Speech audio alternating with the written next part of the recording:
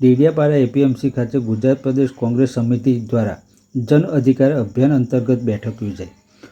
જંબુસરના પૂર્વ ધારાસભ્ય સંજય સોલંકીની અધ્યક્ષતામાં બેઠક યોજાઈ હતી. સ્થાનિક સ્વરાજ્યની ચૂંટણીને લઈને રણનીતિ ઘડાઈ, જેમાં જંબુસર વિધાનસભાના પૂર્વ ધારાસભ્ય સંજય સોલંકીની અધ્યક્ષતામાં બેઠક યોજાઈ હતી. આ બેઠકમાં જિલ્લા કોંગ્રેસ પ્રમુખ રણજીતભાઈ તડવી, ડેડિયાપાડાના નવનિયુક્ત પ્રમુખ રાકેશભાઈ વસાવા સહિત આગેવાનો અને કાર્યકરો મોટી સંખ્યામાં ઉપસ્થિત રહ્યા હતા. આ અભિયાનનો મુખ્ય ઉદ્દેશ આગામી સ્થાનિક સ્વરાજ્યની ચૂંટણીઓ માટે સંગઠન સક્રિય કરવાનો છે. બેઠક અંતે કાર્યકર્તાઓએ ઘરે ઘરે જઈને કોંગ્રેસની કામગીરી લોકો સુધી પહોંચાડવાનો સંકલ્પ લીધો હતો. આ અભિયાન દ્વારા પાર્ટી આગામી ચૂંટણીમાં સફળતા મેળવવાની આશા વ્યક્ત કરી હતી.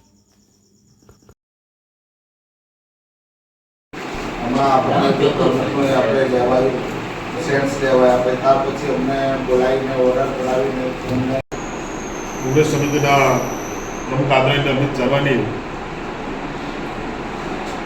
અનુસાર આજે અમે ડેડિયાપાડા ખાતે જિલ્લાના પ્રમુખ નર્મદાના રણજીતભાઈ સાથે ડેડિયાપાડાની અંદર આવનાર તાલુકા જિલ્લા પંચાયતની ચૂંટણીઓ કેમ જીતવી એના સંગઠન બાબતે તેમજ આવનાર વિધાનસભા 8મી તારીખે ઘેરાવ વિશે ચર્ચા માટે ડેડિયાપાડા ખાતે અમે એપીએમસી નંદર હોલ ખાતે ભેગા થયા.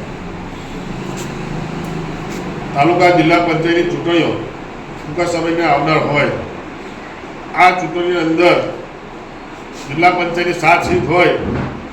આ વખતે કોંગ્રેસના તમામ આગેવાનો, કાર્યકરો, નવા પ્રમુખ શ્રી રાકેશભાઈ, રણજીતભાઈની નિગરાની હેઠળ આ 7 જિલ્લા પંચાયતો કોંગ્રેસ આ વખતે મેળવશે એવી કોંગ્રેસના કાર્યકરો હજારના આ મિટિંગમાં આપેલી છે. તાલુકા પંચાયતની સીટો પણ આ વખતે અમે 22 સીટોમાંથી તમામ સીટો મેળવશે એવી માજી જિલ્લા પંચાયતના પ્રમુખ જેમાબેને પણ અભિવ્યક્ત કર્યો છે, કાર્યકરો પણ કર્યો છે. ભારતીય જનતા પાર્ટી ખૂબ જૂઠાણો મેળવ્યો છે. લોકો સાથે છેતરપિંડી કરીને આ ગાડી પર બેઠેલા છે. આજે તમે પોતે સમજી શકશો કે લોકશાહી તો કંઈ છે નથી. હમણાં મુદ્દા દબાઈ દેવામાં છે. આજે રસ્તાની વાત કરીએ, કોંગ્રેસના કાર્યકરો જેલમાં પૂરવામાં આવે છે. આરોગ્યની વાત કરીએ તો જેલમાં પૂરવામાં આવે છે. શિક્ષણની વાતો કરીએ તો જેલમાં પૂરવામાં આવે છે. આજે ખેડૂતોની અંદર જ્યારે ખેતી ઊભી કરવાની હોય ત્યારે ખાતરના ભાવ માટે કંઈક આંદોલન કરવા છે, ખાતર મળે છે. ભારતીય જનતા પાર્ટી તમામ રીતે નિષ્ફળ ગયેલી છે. અને ભ્રષ્ટાચાર જુઓ, એસટી બસના પ્રશ્નો જુઓ, બસોની અંદર આજે જગ્યાઓ પણ નથી. ઠેર ઠેર બંગાળ બસો એમના ફોટાઓ સાથે આજે દેશની અંદર એટલો બધો ખર્ચો કરે છે પોતાના વિજ્ઞાપન તરીકે. જો એટલો ખેડૂતો માટે ખર્ચો કરે તો આજે દેશનો ખેડૂત ઊભો થઈ શકે.